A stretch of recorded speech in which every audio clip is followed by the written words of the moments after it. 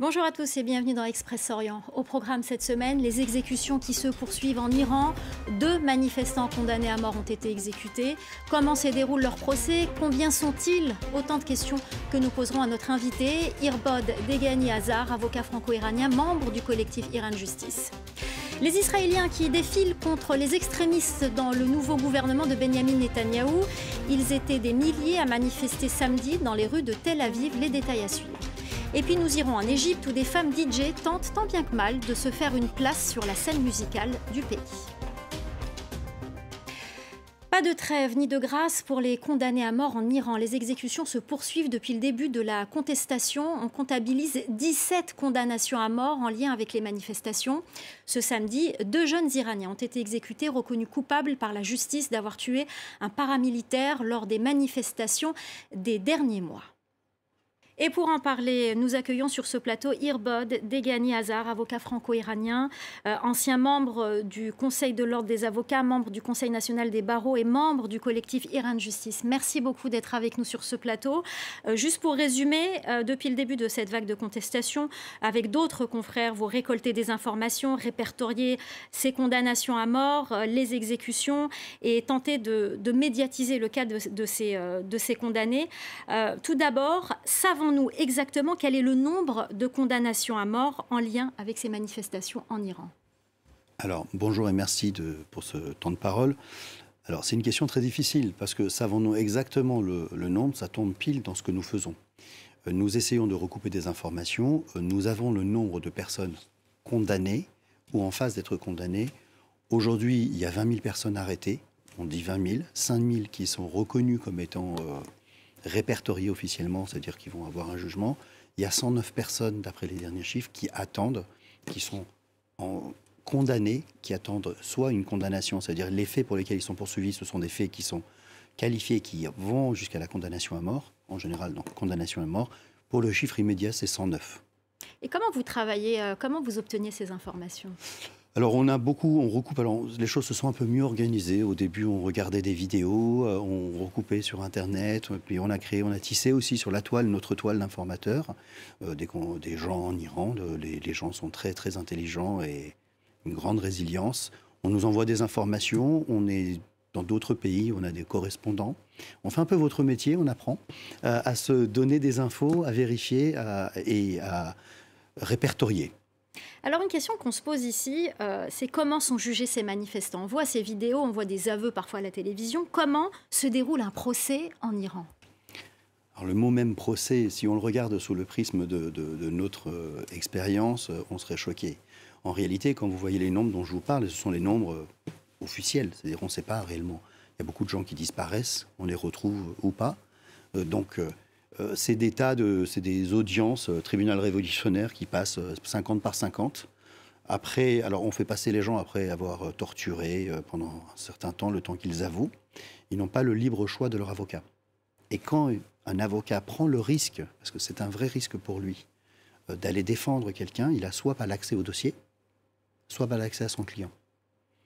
Et en plus, il risque lui-même d'être confondu avec son client et de se retrouver lui-même enfermé, arrêté, avec des pressions sur sa famille. Donc 50 par 50 avec une liste d'avocats qui sont choisis par l'État, donc une liste très limitée, qui viennent plaider parfois à charge ou en tout état de cause plaider sur la base des aveux obtenus par la force. Donc une chance de justice, ça n'existe pas. Ce sont des simulacres, ce sont des tribunaux révolutionnaires, des simulacres de procès, pas du tout conformes à ce qu'on a. Alors, est-ce que ce ne serait pas un moyen de pression, justement, pour mettre fin à ces manifestations?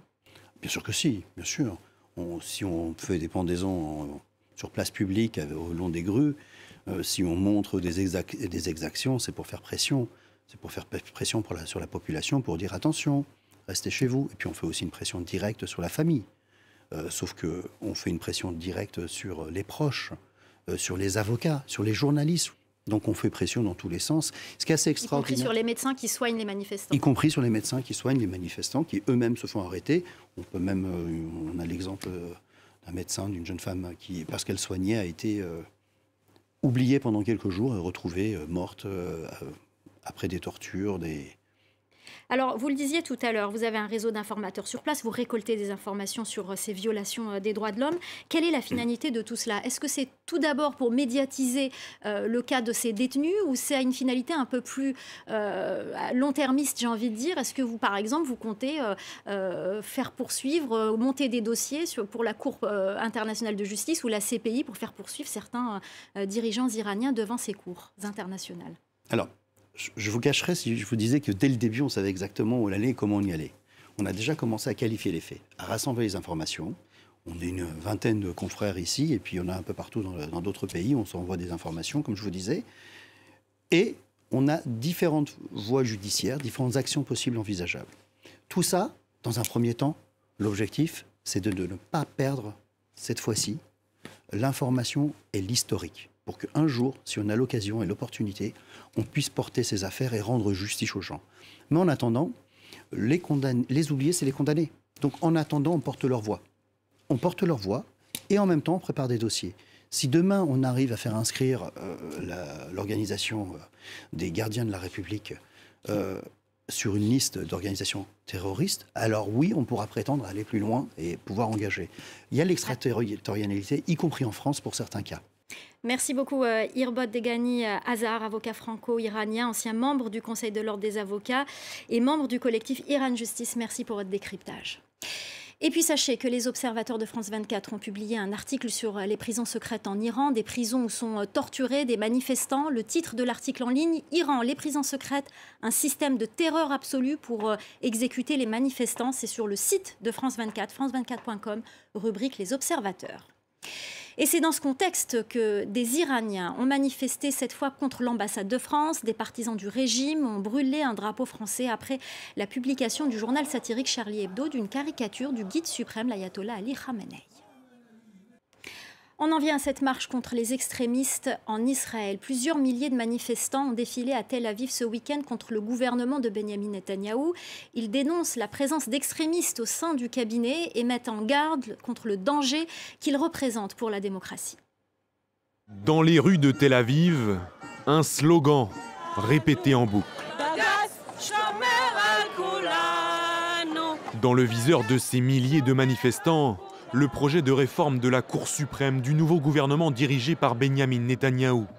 Il prévoit la possibilité pour le Parlement d'annuler une décision de la plus haute juridiction en Israël. Nous ne voulons pas sentir que notre démocratie disparaît, que la Cour suprême va être détruite. Nous voulons que le gouvernement soit sous contrôle. Autre inquiétude des manifestants, le sort des Palestiniens et le traitement de la communauté LGBT menacée par les ultra-orthodoxes. Bien sûr que les gens ont le droit d'avoir des opinions différentes, mais nous devons protéger les institutions qui défendent ceux qui subissent des discriminations. Dans cette vague de protestations, une figure concentre sur elle tous les mécontentements, Benyamin Netanyahou, revenu au pouvoir malgré sa mise en examen pour corruption. Nous allons vers une dictature. À cause d'une seule personne qui veut éviter un procès. Les manifestants espèrent voir un large mouvement de contestation prendre forme pour protester contre le gouvernement le plus à droite de l'histoire du pays. Direction l'Égypte, un pays conservateur qui compte de plus en plus de femmes DJ, des artistes qui tentent de se faire une place sur la scène musicale égyptienne. Mais vous allez voir que les obstacles sont nombreux. Ashran Verdian. Pantalon moulant, crop top et coupe à la garçonne. Dans ce restaurant au bord du Nil, DJ Yasmine Selectress fait vibrer la jeunesse branchée du Caire. Elle est l'une des rares femmes DJ dans un pays où les droits des femmes sont encore limités et où les discriminations, voire même les violences à leur encontre, sont légion.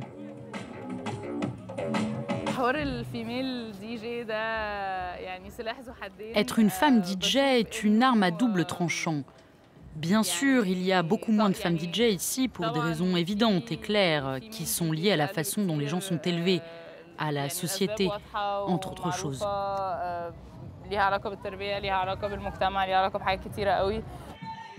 Face à DJ Yasmine Selectress, un public mixte qui mêle les genres et les classes sociales. Une frange de la jeunesse qui voit d'un bon œil l'arrivée de femmes DJ sur la scène musicale égyptienne. Je suis venu spécifiquement pour Yasmine. Je ne vois pas de différence entre les hommes et les femmes dans ce domaine. Je pense que ce n'est plus un problème de nos jours. Il n'y a plus de différence entre les hommes et les femmes. Toute ma vie, j'ai vu des hommes DJ jouer de la musique. Mais où sont les femmes DJ? Elles ne sont jamais là. Maintenant, elles ont fait leurs preuves. Elles arrivent sur le devant de la scène. C'est vraiment bien de les voir représentées ainsi. Une opinion et un état d'esprit loin d'être la norme en Égypte. Si la notoriété de DJ Yasmine Selectress l'amène régulièrement à mixer à New York, les opportunités sont plus rares en Égypte. Le plus grand défi, c'est qu'il n'y a pas de salle de concert. Nous avons besoin d'endroits pour jouer. Loin des boîtes de nuit, Dalia Hassan, elle aussi DJ, évolue dans un tout autre environnement. Pour vivre de sa passion, cette Égyptienne a trouvé un bon filon. Nous jouons lors d'événements réservés aux femmes, tels que les soirées aînées ou les mariages dont les soirées sont séparées en fonction du genre. Quand il y a une femme DJ, les femmes se sentent plus à l'aise. Elles se sentent libres de faire ce qu'elles veulent, de s'habiller comme elles le souhaitent, de danser librement.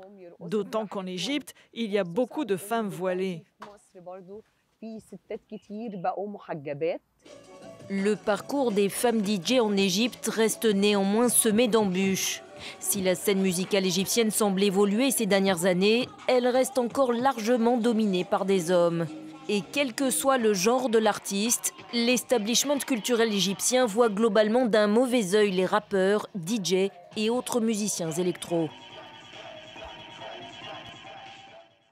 Voilà, c'est la fin d'Express Orient. Restez avec nous, l'info continue sur France 24.